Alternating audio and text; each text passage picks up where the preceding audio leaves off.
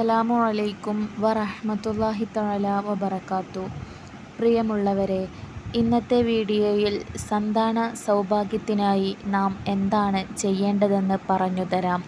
ഒരു കുഞ്ഞിക്കാല് കാണാൻ വേണ്ടി ഏറെ കാലമായി ആത്മാർത്ഥമായി പ്രാർത്ഥിച്ചുകൊണ്ടിരിക്കുന്ന ഒരുപാട് പേർ നമ്മുടെ കൂട്ടത്തിലുണ്ട്. ഈ ഒരു കാത്തിരിപ്പ് മനസ്സിനെ വല്ലാതെ തളർത്തിയേക്കാം.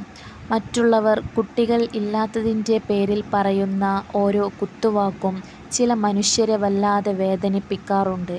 അല്ലാഹു ഓരോരുത്തരുടെയും ജീവിതത്തിന് അവൻ്റെ അറിവിലും ജ്ഞാനത്തിലും അധിഷ്ഠിതമായ ഒരു സമയവും പദ്ധതിയും നിശ്ചയിച്ചിരിക്കുന്നു. അപ്പോൾ ആ സമയത്തെ എല്ലാം നടക്കൂ. അതിനാൽ ദുആ ഒരിക്കലും നിർത്തരുത്. വിധിയെ തട്ടിമാറ്റാനുള്ള കഴിവ് ദുആക്കുണ്ട്. ക്ഷമയോടെയും പ്രതീക്ഷയോടെയും അല്ലാഹുവിലേക്ക് തിരിയുക. അല്ലാഹു ഏറ്റവും ഉത്തമമായത് ഉചിതമായ സമയത്ത് നൽകുന്നവനാണ്. സന്താനമില്ലാത്തതിൻ്റെ പേരിൽ ആരെയും പരിഹസിക്കുകയോ വേദനിപ്പിക്കുകയോ ചെയ്യരുത്. പകരം അവർക്ക് വേണ്ടി ദുആ ചെയ്യുകയും നല്ല വാക്കുകൾ പറയുകയും പിന്തുണ നൽകുകയും ചെയ്യുകയാണ് ഒരു മുസ്ലിമിൻ്റെ യഥാർത്ഥ കടമ. മക്കൾ അല്ലാഹുവിൻ്റെ മഹത്തായ അനുഗ്രഹങ്ങളിൽ ഒന്നാണ്. മക്കളിലാണ് നമ്മുടെ പ്രതീക്ഷ മുഴുവനും. ചില ആളുകളിൽ സന്താന സൗഭാഗ്യം വേഗം ഉണ്ടാകും.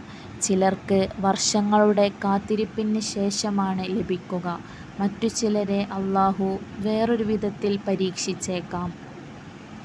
സന്താനമില്ലാത്തതിൻ്റെ പേരിൽ പലരും മനസ്സിൽ വലിയ വേദന അനുഭവിക്കുന്നുണ്ട്. മറ്റുള്ളവരുടെ കുഞ്ഞിനെ കാണുമ്പോൾ സ്വന്തം ഹൃദയം പിടയുന്നവരും ഓരോ ദിവസവും അല്ലാഹുവിനോട് കണ്ണീരോടെ ദുആ ചെയ്യുന്നവരും ധാരാളമുണ്ട്. ചിലപ്പോൾ സമൂഹത്തിൻ്റെ ചോദ്യം ചെയ്യലും ബന്ധുക്കളുടെ വാക്കുകളും അവരുടെ വേദന കൂടുതൽ ആഴത്തിലാക്കാറുണ്ട്. എന്നാൽ ഓർക്കുക, അല്ലാഹു ഒരാളുടെയും കണ്ണുനീർ വെറുതെയാക്കുന്നവനല്ല. അവൻ ഏറ്റവും നല്ല സമയം അറിയുന്നവനാണ്. നമ്മുടെ ദുആകൾ കേൾക്കുന്നവനും ഹൃദയത്തിൻ്റെ വേദന അറിയുന്നവനും അല്ലാഹുവാണ്. അതുകൊണ്ട് നമ്മുടെ പ്രതീക്ഷ മുഴുവൻ അല്ലാഹുവിലാകട്ടെ. 120ാമത്തെ വയസ്സിൽ സക്കരിയ നബിക്ക് അല്ലാഹു സന്താന സൗഭാഗ്യം നൽകിയിട്ടുണ്ട്. അതേപോലെ തന്നെ 90ാമത്തെ വയസ്സിൽ ഇബ്രാഹിം നബിക്ക് സന്താനം നൽകിയിട്ടുണ്ട്. പണ്ഡിതന്മാരായ ഉലമാക്കൾ നിർദ്ദേശിച്ച ഒരു അമല് പറഞ്ഞു തരാം. ഖുർആനിലെ 48ാമത്തെ സൂറത്തായ സൂറത്തുൽ ഫത്ഹ്. സൂറത്തുൽ ഫത്ഹിന് ധാരാളം മഹത്വങ്ങളുണ്ട്. സൂറത്തുൽ ഫത്ഹ് 7 തവണ ഓതി സംസം വെള്ളത്തിലേ അല്ലെങ്കിൽ ഈത്തപ്പഴത്തിലോ 7 തവണ ഓതി മന്ത്രിക്കുക. ശ്രദ്ധിക്കുക, ഏതെങ്കിലും ഒന്നിൽ സംസം വെള്ളത്തിലോ ഈത്തപ്പഴത്തിലോ ഓതി മന്ത്രിക്കുക 7 തവണ വീതം. എല്ലാ ദിവസവും ഇങ്ങനെ മന്ത്രിക്കേണ്ട ആവശ്യമില്ല. ഒരു ദിവസം 7 തവണ ഓതി മന്ത്രിച്ചാൽ മതി.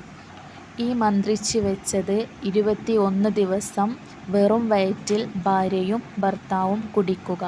പ്രിയമുള്ളവരെ, പ്രതീക്ഷയോടെയും ഉറച്ച വിശ്വാസത്തോടു കൂടിയും ഇത് ചെയ്യുക. ഇൻഷാ അല്ലാഹ് മക്കളില്ലാത്തവർക്കൊക്കെ അല്ലാഹു സ്വാലിഹത്തായ മക്കളെ കൊടുക്കട്ടെ. ആമീൻ. അവരുടെ വിഷമം അവർക്കേ അറിയൂ. അവരുടെ മനസ്സിലെ വിഷമം അല്ലാഹു കാണുന്നുണ്ട്. അല്ലാഹു ശിഫ നൽകും. ഉറച്ച വിശ്വാസത്തോടു കൂടിയും നല്ല നിയ്യത്തോടു കൂടിയും ഇത് ചെയ്യുക. ഫലം ലഭിക്കും ഇൻഷാ അല്ലാഹ്. വീഡിയോ ലൈക്ക് ചെയ്യുക, ഷെയർ ചെയ്യുക. ഇത്തരത്തിലുള്ള ഇസ്ലാമിക വീഡിയോകൾക്കായി നൂർ ദുആ എന്നീ ഇസ്ലാമിക് ചാനൽ സബ്സ്ക്രൈബ് ചെയ്യുക. അസ്സലാമു അലൈക്കും വറഹ്മത്തുള്ളാഹി തആല വബറകാത്തു.